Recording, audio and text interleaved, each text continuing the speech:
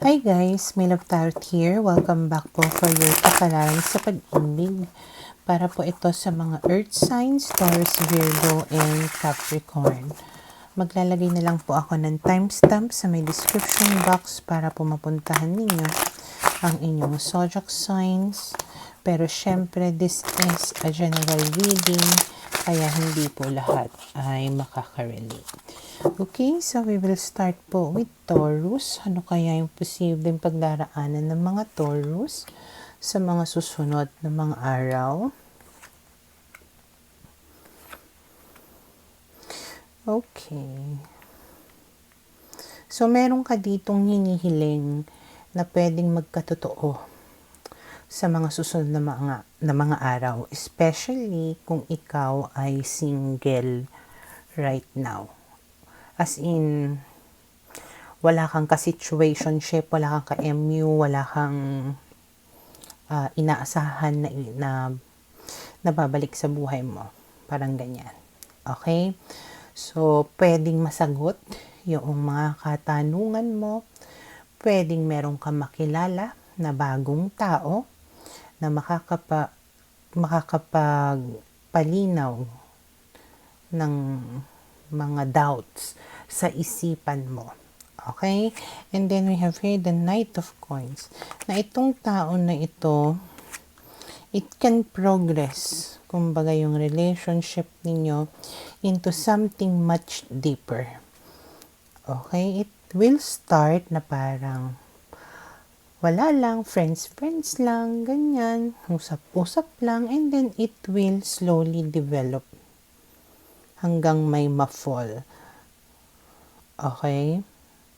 Things will change between you and this person. Ang maganda dito, hindi ka committed, hindi siya committed. Ngayon, kung ikaw ay committed right now, maybe this reading is not for you, or pwedeng it can happen to you once na hindi ka na committed. Okay? So, ang sinasabi nga dito is may makikilala ka na this can be the answer to your prayers, na somebody that you love or who can love you, na it can lead into something much deeper, okay, na may maganda na patutunguhan ito na pwedeng ibahin yung takbo ng buhay mo. Okay? And ang nakikita ko dito, hindi ito yung instant. Okay? So, parang pagtsatsagaan ka, paghihirapan ka nitong tao na to, you will take your time in getting to know each other. Talagang papatibayin ninyo at papalalimin yung ugnayan ninyong dalawa until such a time nga na sobrang ma-in love kayo sa isa't isa. Okay? And then we have here the Ace of Wands. So, syempre, once na ma-in love na kayo, it will start a very mapusok, okay, na ugnayan sa inyong dalawa. And then, Two of Wands. So, what Ace of Wands, Two of Wands, may progress yan. And once na paano ba? At first, diba sabi ko, mabagal yung progreso. Pero once na in love na kayo sa isa't isa at nagkaroon na kayo ng relationship at may nangyari na sa inyo, magiging mabilis na yung takbo ng relasyon ninyong dalawa. Okay? And then we have here the Magician. Again, it's like everything is happening at once. Everything na minanifest mo, pinag-wish mo, it's coming to you. It's happening. Okay? And then we have here the Justice card. Ibig sabihin, it feels right. Like everything is falling into its places. Right places. Ganyan. And then Hierophant. So, ayun. Ito na yung pwedeng kasal, a commitment with each other. And then, Ace of Coins. So, ibig sabihin, a new beginning wherein it's serious, stable, secured, committed relationship with each other. Okay? So for now, ito yung nakikita ko na posibleng mangyari sa mga Taurus.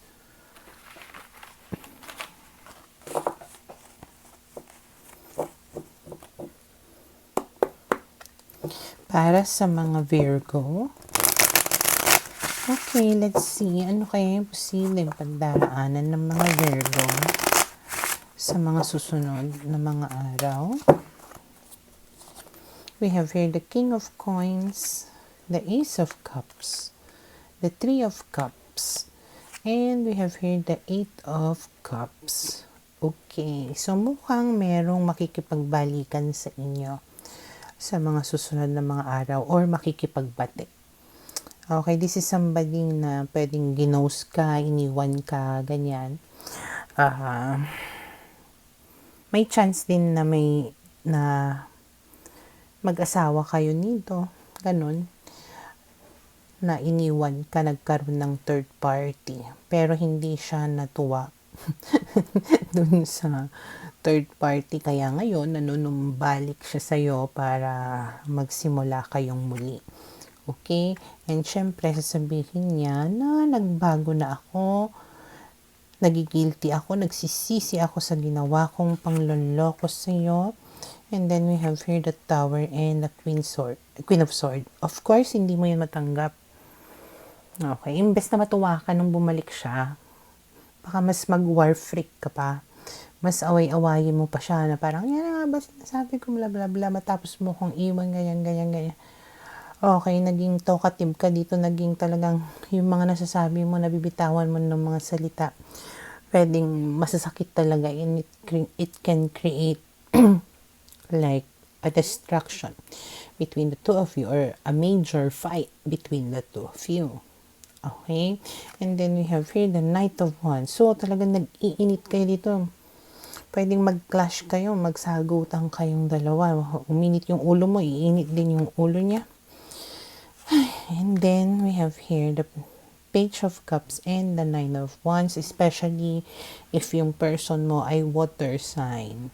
Okay?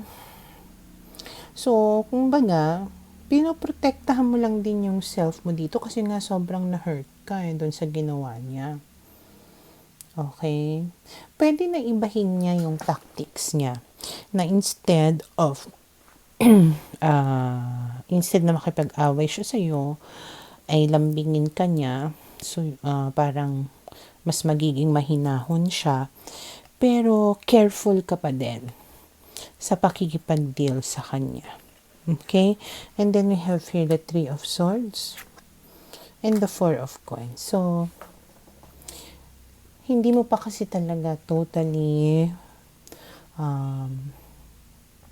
makalimutan, ma-let go yung ginawa niya sa'yo. Pwedeng heartbroken ka pa rin, sobrang masakit pa rin sa'yo yung ginawa niya. Kaya it's not that easy for you to accept this person back into your life or to forgive. Okay? And then we have here the Two of Swords, which means nga na hindi mo alam yung gagawin mo. May doubts ka, confused ka. And parang hindi ka kaagad makukonvince or hindi ka kaagad gagawa ng desisyon na makipagbalikan sa kanya. Kasi nga, wala na yung trust eh. Okay, so sa mga susunod na mga araw, pag-iisipan mo yun. Okay, so for now, ito yung nakikita ko na posibleng mangyari sa mga Virgo.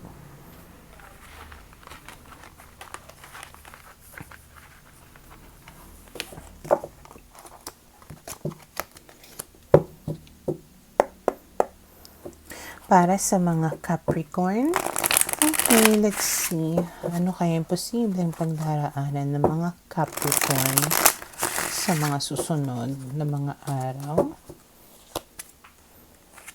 We have here the Empress, the King of Wands, the Five of Cups, and the Eight of Coins. Okay, so Mukhang meron ditong makikipag-ayos sa inyo kasi nagsisisi na siya sa kung ano ang ginawa niya sa'yo. Okay?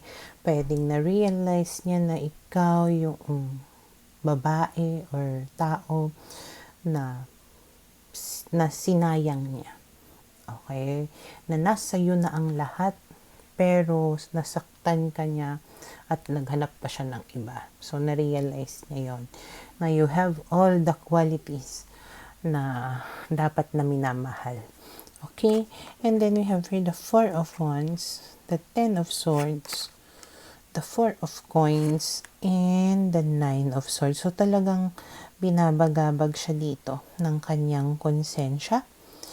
Talagang hindi kanya maalis sa isipan niya, kaya gusto niya na i-solve or i-end yung mga problems ninyo para ma-fix kumbaga yung relationship ninyong dalawa. Na tipong hanggang ngayon hindi kanya kaya na i-let go. Okay? So may chance na hindi mo maiiwasan na or hindi mo ma-resist itong tao na ito. At dahil dyan, makikipag-ayos ka. Pwede na maging masaya yung ugnayan ninyo, yung samahan ninyo sa mga susunod na mga araw, lalo na kung meron kayong mga anak or kasal na kayo. Okay? So, mararamdaman mo na mas kampante ka, okay, na napro-provide niya yung mga needs mo. And then we have here the 9 of Cups. Again, it talks about emotional contentment, happiness. Okay? Yun yung mararamdaman mo sa mga susunod na mga araw. And then we have here the 3 of Coins, which means na yung parang nafe-feel mo na nagtutulungan kayong dalawa, nakikipag-cooperate siya para mapa-improve yung relationship ninyo sa isa't isa. Okay? And then we have here the Lovers, which means nga na you are parang falling in love all over again with each other. Okay? So, for now, ito yung nakikita ko na posibleng mangyari sa mga Capricorn.